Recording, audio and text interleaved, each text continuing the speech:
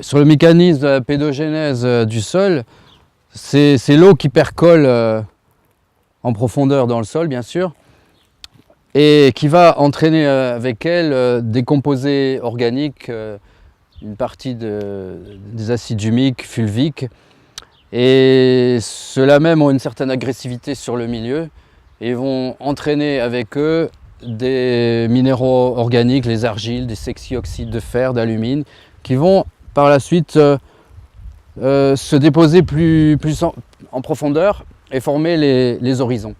Alors tout se passe très bien quand on a un climat tempéré normal et avec des pluviosités relativement abondantes. Mais en zone désertique où l'évapotranspiration est très forte, il se passe l'effet inverse, c'est qu'à ce moment-là, c'est l'eau qui s'évapore et entraîne vers la surface des éléments dissous. Et les principaux, les plus solubles, en fait, c'est le sel, c'est le chlorure de sodium.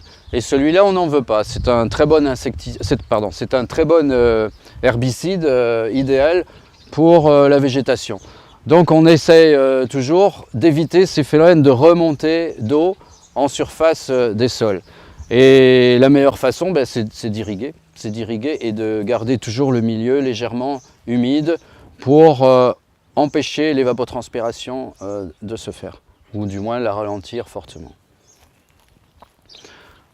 C'est pour ça que quand on irrigue un sol en agriculture, on essaie toujours dans les régions à tendance défavorisée au niveau pluviosité, on essaie toujours d'augmenter les fréquences d'arrosage, quitte à diminuer les doses à chaque arrosage.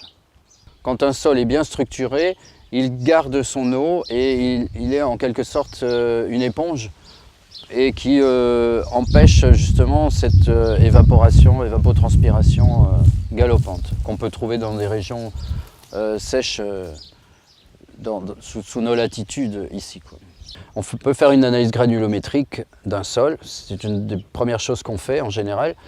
Et cette analyse granulométrique se fait en laboratoire en général, mais on peut déjà en avoir une idée vague, rien qu'au toucher, par l'observation directe sur le terrain. Alors, ces différentes classes granulométriques, on les connaît, c'est le sable, ce qui sont les éléments les plus grossiers. Après, on a les limons, qui ont une classe granulométrique de entre 50 microns et 2 microns. Et tout ce qui est inférieur à 2 microns, là, c'est le monde des argiles. Et on peut apprécier par le toucher, et on va essayer de faire ça tout à l'heure, des petits tests faciles à faire que l'on peut pratiquer sur le terrain. Pour apprécier la teneur en argile, par exemple. Et on peut faire le test de la bouteille, hein, comme on l'a fait au cours des stages ici. C'est très facile à faire, mais il faut 24 heures pour le faire en gros. Mais on a directement une idée de la teneur en différentes classes granulométriques du sol. Après, on arrive dans le monde de la structure. Et la structure, c'est l'agencement de toutes ces particules qui ont été déterminées par la granulométrie. Et la structure, c'est surtout elle qui va donner la porosité et la teneur maximum qu'un sol peut contenir en eau et en air.